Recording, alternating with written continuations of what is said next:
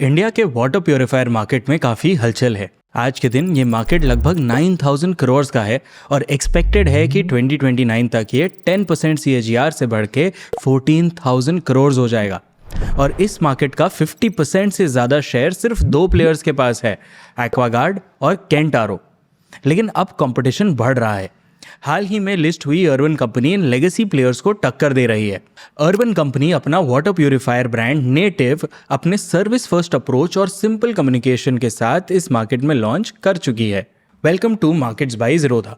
मैं हूं शांतनु जैन और आज के वीडियो में हम वाटर प्यूरिफायर सेक्टर को डिटेल में समझेंगे और इस सेक्टर के लीडर्स एक्वागार्ड और केंट आर ओ को एनालाइज करेंगे, स्पेशली उनके बिजनेस मॉडल और मार्जिन प्रोफाइल्स को।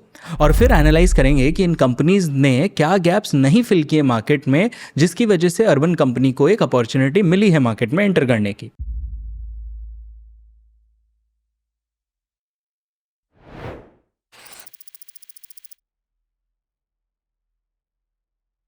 वाटर प्यूरिफायर सेक्टर समझने के पहले यह समझना जरूरी है कि वाटर प्यूरिफायर्स की नीड क्यों है। देखो, वर्ल्ड में न जाने कितने ही देश हैं जहां पे अगर आप सिर्फ टैप ऑन करते हो तो आप वो पानी पी सकते हो, बट इंडिया में ऐसा नहीं हो सकता। वर्ल्ड के 18% लोग इंडिया में रहते हैं, लेकिन हमारे पास ग्लोबल फ्रेश वाटर रिसोर्सेज का सिर्फ 4% है। आज हमारा एनुअल वाटर कंजम्पशन लगभग 740 बिलियन क्यूबिक मीटर्स है। इसका 83% एग्रीकल्चर में है, 9% इंडस्ट्रीज में और 8% डोमेस्टिक यूज में। 2050 तक एक्सपेक्टेड है कि डोमेस्टिक कंजम्पशन यानी जो आप और हम पानी यूज़ करते हैं वो सबसे तेज़ी से बढ़ेगा। 2050 तक डोमेस्टिक कंजम्पशन ओवरऑल मिक्स में 11% कंट्रीब्यूट करने लगेगा। नीति आयोग के हिसाब से 2030 यानी 4-5 साल में ही डोमेस्टिक सेक्टर में पानी का डिमांड सप्लाई का जो गैप है वो लगभग 50 बिलियन क्यूबिक मीटर्स हो सकता है। ये आज के दिन इंडियन हाउस होल्ड्स का लगभग 70% एनुअल वाटर रिक्वायरमेंट है। रूरल इंडिया में इस डिमांड सप्लाई गैप को कम करने के लिए गवर्नमेंट ने 2019 में जल जीवन मिशन लॉन्च किया था। इसके तहत 2024 तक सारे रूरल हाउस होल्ड्स में टैप वाटर अवेलेबल करने का टारगेट था, लेकिन अभी तक 81% रूरल हाउस होल्ड्स में ही टैप वाटर पहुंचा है। सिर्फ 8 स्टेट्स और 3 यूनियन टेरिटरीज में 100% हाउस होल्ड्स में टैप वाटर कनेक्शन है। राजस्थान, वेस्ट बंगाल, झारखंड और केरला में 60% से भी कम हाउस होल्ड्स में टैप वाटर कनेक्शन है। लेकिन प्रॉब्लम सिर्फ सप्लाई की नहीं है, प्रॉब्लम क्वालिटी की भी है। नीति आयोग के हिसाब से वाटर क्वालिटी इंडेक्स में 122 कंट्रीज में इंडिया का रैंक 120 है। River contamination, poor sewage treatment और अनसेफ वाटर स्टोरेज के वजह से लगभग 58% इंडियन हाउस होल्ड्स को अनट्रीटेड या कंटामिनेटेड वाटर कंज्यूम करना पड़ता है और इस कंटामिनेशन का डायरेक्ट इम्पैक्ट लोगों के हेल्थ पे पड़ता है। हर साल लगभग 3.7 करोड़ इंडियंस वाटरबोर्न डिजीज से अफेक्ट होते हैं और 15 लाख बच्चे डायरिया से मर जाते हैं। बट अब इन सारी चीज़ों की अवेयरनेस थोड़ी बढ़ रही है। गवर्नमेंट इनिशिएटिव से लोगों को एजुकेट किया जा रहा है और बढ़ते अवेयरनेस के साथ वाटर प्यूरिफायर्स का भी अडॉप्शन बढ़ रहा है। साथ ही अर्बनाइजेशन बढ़ रहा है। वर्ल्ड बैंक के हिसाब से इंडिया की अर्बन पॉपुलेशन 2050 तक डबल होकर लगभग 95 करोड़ हो सकती है और बढ़ती अर्बनाइजेशन मतलब higher disposable income. Financial year 22 से फाइनेंशियल ईयर 24 के बीच इंडिया का पर कैपिटा इनकम 1.5 लाख से बढ़ के 1.8 लाख हो गया है। पर कैपिटा फाइनल कंजम्पशन भी 1 लाख से बढ़ के 1.27 लाख हो गया है। और इस बढ़ते पर कैपिटा इनकम के साथ लोग बेटर सैनिटेशन की तरफ जा रहे हैं, तो बढ़ते अर्बनाइजेशन और डिस्पोजेबल इनकम की वजह से वाटर प्यूरिफायर का डिमांड भी बढ़ रहा है। और अभी तो बस शुरुआत है। हमारा वाटर प्यूरिफायर पेनिट्रेशन सिर्फ 7% है as compared to 20% for washing machines and 43% for refrigerators. Water purifier segment में रूम टू ग्रो काफ़ी हाई दिख रहा है। अब नीड समझ गए तो चलिए इस सेक्टर को एनालाइज करते हैं।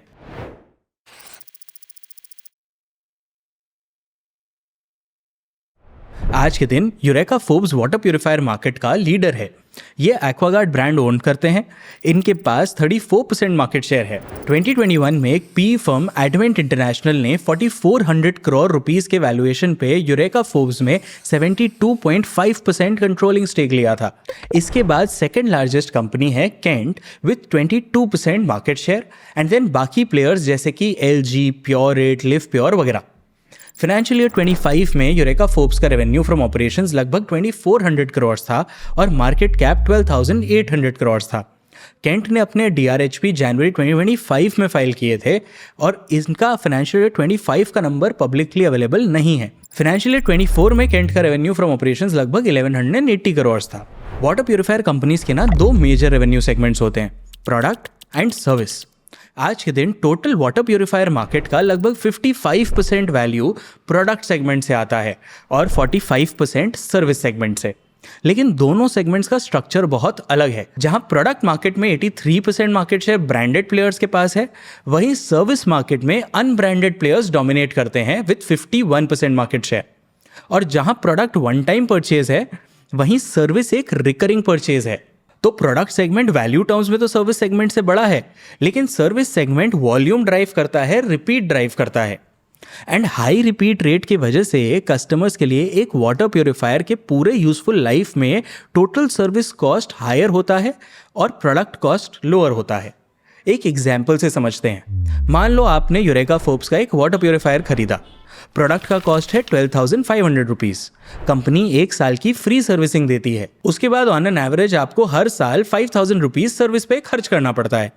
यूरेका फोर्ब्स के फाइनेंशियल ईयर 24 एनुअल रिपोर्ट के हिसाब से एक Indian house hold on an average 6 to 7 years में वाटर प्यूरिफायर रिप्लेस करती है। यानी फर्स्ट ईयर में आपको फ्री सर्विसिंग मिली और मान लो नेक्स्ट 5 ईयर्स में आपने सर्विसिंग पे 5,000 रुपीज़ पर एनम खर्च किया, तो at the end of the product life time आपने 37,500 रुपीज़ स्पेंड कर दिया।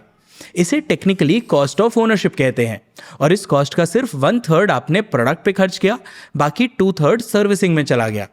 तो इस बिजनेस में सर्विस बहुत इंपॉर्टेंट सेगमेंट है और इसमें मार्जिन्स भी हायर हैं as compare to product. Margins की बात करें तो फाइनेंशियल ईयर 24 में यूरेका फोर्ब्स का EBITDA मार्जिन 9.44% था और केंट का 20.98%। यानी केंट का EBITDA मार्जिन यूरेका से ऑलमोस्ट डबल था। तो चलिए अब इनके कॉस्ट स्ट्रक्चर पे नजर डालते हैं ताकि हमें समझ आए कि इनके मार्जिन्स में इतना डिफरेंस क्यों है। वाटर प्यूरिफायर कंपनीज के 4 मेजर कॉस्ट्स हैं जो मिलकर टोटल कॉस्ट के लगभग 80 to 85% कंट्रीब्यूट कर देते हैं। Cost of material consumed, employee cost, service charges and ads and sale promotion expenses.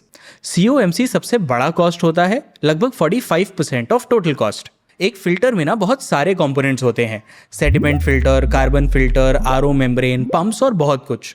तो इस कॉस्ट को कम रखने के लिए यूरेका फोर्ब्स और केंट मेजर कंपोनेंट्स और water purifiers in house he manufacture करते हैं।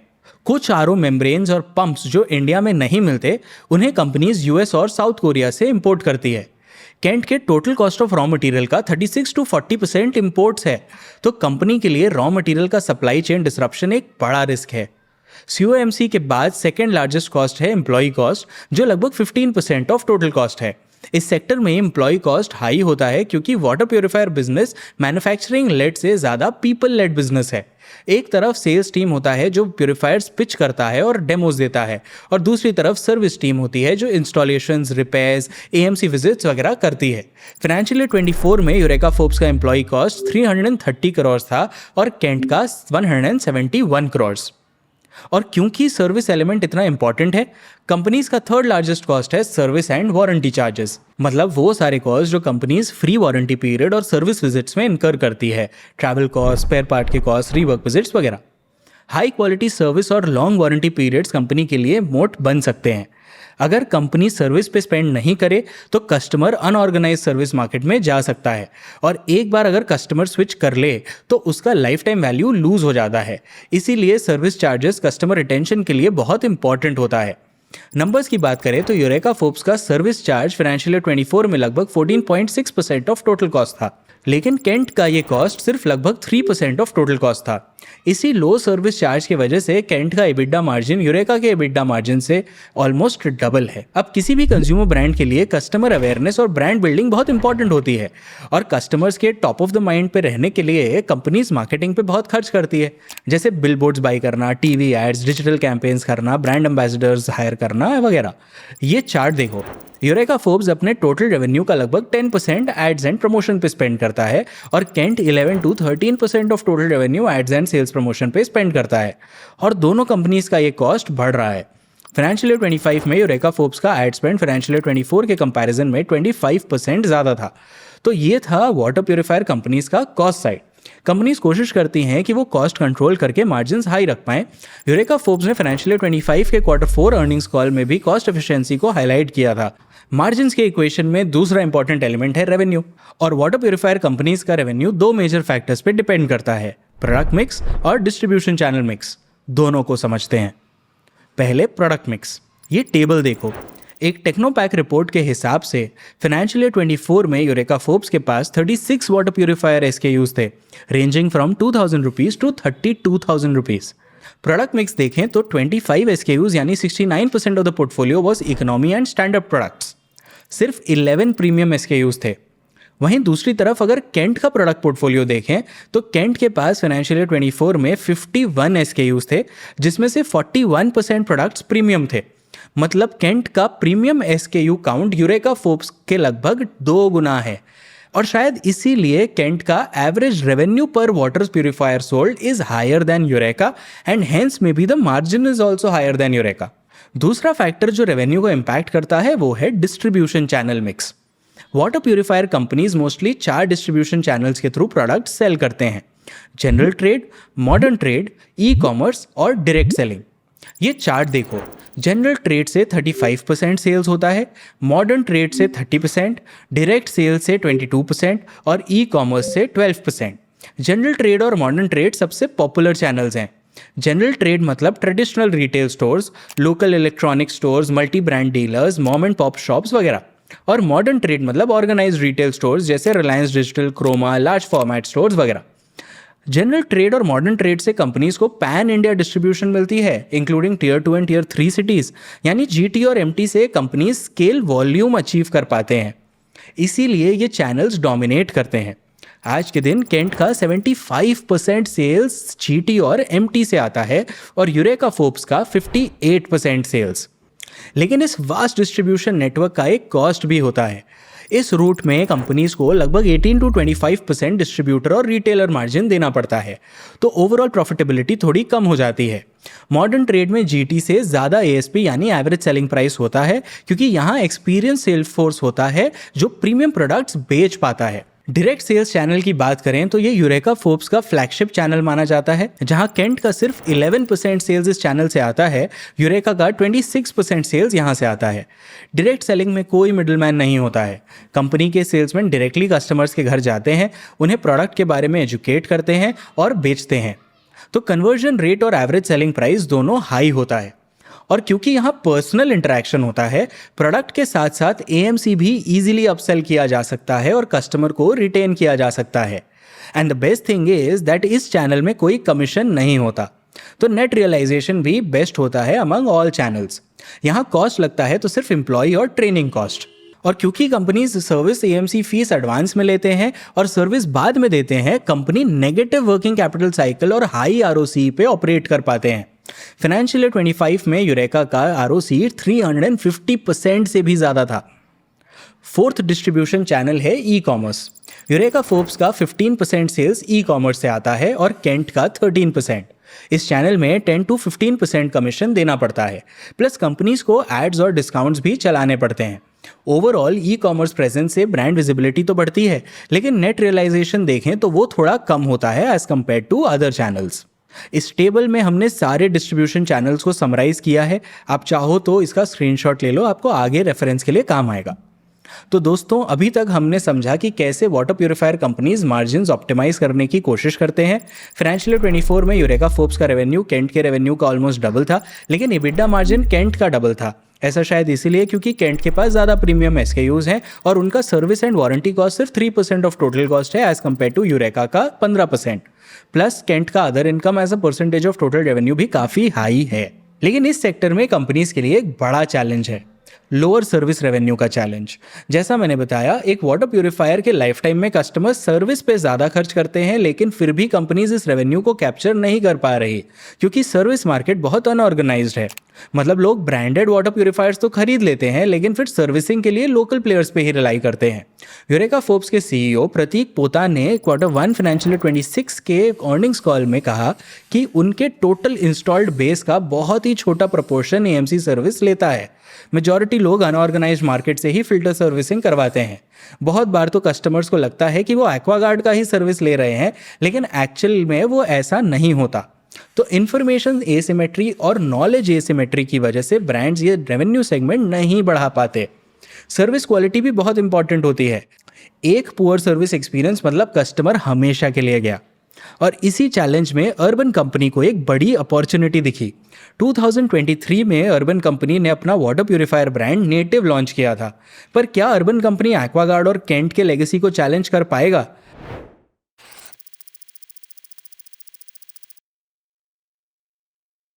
देखो, urban company already water purifier installation और सर्विसिंग ऑफर करता था, तो अपने डीप कस्टमर अंडरस्टैंडिंग और हाई क्वालिटी सर्विस कैपेबिलिटी को लेवरेज करके वाटर प्यूरिफायर्स के सेक्टर में उन्होंने एंटर किया। और उनके लिए ये थोड़ा इजी भी था। उन्होंने अपना ब्रांड नेटिव 2 साल के अनकंडीशनल वारंटी के साथ लॉन्च किया, और 2 साल के बाद भी कंपनी सिर्फ 2500 रुपीज़ का AMC चार्ज करती है। बाकी कंपनीज से कंपेयर करें तो वो सिर्फ 1 ईयर वारंटी देते हैं और 5000 रुपीज़ AMC चार्ज करते हैं। अर्बन कंपनी के वेबसाइट के हिसाब से नेटिव से कस्टमर्स 8 साल में 20,000 रुपये सेव कर सकते हैं। जहां बाकी प्रोडक्ट्स को साल में 2 बार सर्विसिंग की नीड पड़ती है, वहीं अर्बन कंपनी का क्लेम है कि उनके प्रोडक्ट को 2 साल तक सर्विस की नीड ही नहीं होती है। और इस कम्युनिकेशन का लग रहा है नंबर्स देख के कि काफ़ी पॉजिटिव रिस्पॉन्स भी देखने मिला है। फाइनेंशियल ईयर 25 में नेटिव ने अर्बन कंपनी के टोटल रेवेन्यू में 10% कंट्रीब्यूट किया था। ये Q1 फाइनेंशियल ईयर 26 में बढ़ के 16.2% हो गया। प्लस कंपनी डायरेक्टली अपने ऐप के थ्रू नेटिव बेच रही है, तो उन्हें मार्केट प्लेस कमीशन कॉस्ट नहीं बियर करना पड़ता है। अभी तो urban company third party manufacturing पर रिलाई करती है, लेकिन कंपनी के बोर्ड ने अब खुद की ही भी एक मैन्युफैक्चरिंग फैसिलिटी सेटअप करने का अप्रूवल दे दिया है। अब इस बढ़ते कंपटीशन को देखते हुए यूरेका फोर्ब्स ने भी 2 साल के फिल्टर लाइफ वाले प्रोडक्ट्स इंट्रोड्यूस कर दिए हैं। प्लस कंपनी R&D स्पेंड्स भी बढ़ा रही है, from 10 crore in financial year 23 to 20 crore in financial year 25। और आगे भी कंपनी ने 50 करोड़ का एनुअल केपेक्स का गाइडेंस दिया है। कंपनी ने फाइनेंशियल ईयर 25 में अपना पहला IoT एनेबल्ड वाटर प्यूरिफायर भी लॉन्च किया है, जो वाटर क्वालिटी के लिए अपडेट्स देता है। यूरेका फोर्ब्स अपना सर्विस रेवेन्यू भी बढ़ाने की कोशिश कर रहा है। Q1 financial year 26 earnings call में मैनेजमेंट ने कहा कि कंपनी ने AMC सर्विस की अफोर्डेबिलिटी बढ़ाने के लिए सेगमेंटेड AMC सर्विस लॉन्च किया है। इस स्क्रीनशॉट में उनके कुछ इनिशिएटिव्स दिए हैं, आप स्क्रीनशॉट लेकर रख लो। लेकिन अगर केंट की बात करें तो कंपनी ने खास कुछ चेंज नहीं किया है। इनफैक्ट फाइनेंशियल ईयर 24 में तो कंपनी का R&D स्पेंड 72% गिर गया, from 2 crore in financial year 23 to only 55 lakhs in financial year 24। Plus Kent अभी भी सिर्फ 1 साल की वारंटी देता है। और तो और केंट ने 2024 में अर्बन कंपनी के अगेंस्ट एक पेटेंट इन्फ्रिंजमेंट सूट फाइल कर दिया था।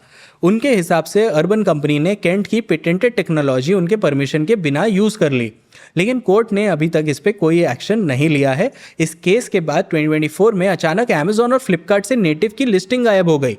ये अर्बन कंपनी के लिए बहुत बड़ा लॉस था, क्योंकि प्री फेस्टिव सीजन के टाइम इस सेक्टर में डिमांड का पीक था।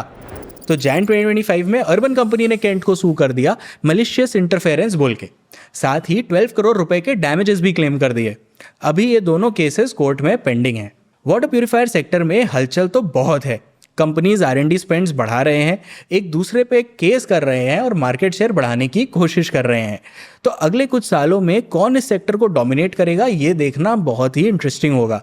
एक्वागार्ड अपनी लेगेसी और मार्केट लीडरशिप पोजीशन मेंटेन कर पाएगी, या अर्बन कंपनी अपने सर्विस फर्स्ट अप्रोच से मार्केट शेयर ग्रैब कर लेगी? आपको क्या लगता है, कंपनीज का अप्रोच क्या होना चाहिए? आप अपने थॉट्स कमेंट्स में ज़रूर बताना। वीडियो अच्छी लगी हो तो लाइक और शेयर भी कर देना। मैं हूं शांतनु जैन, मिलता हूं आपसे नेक्स्ट वीडियो में।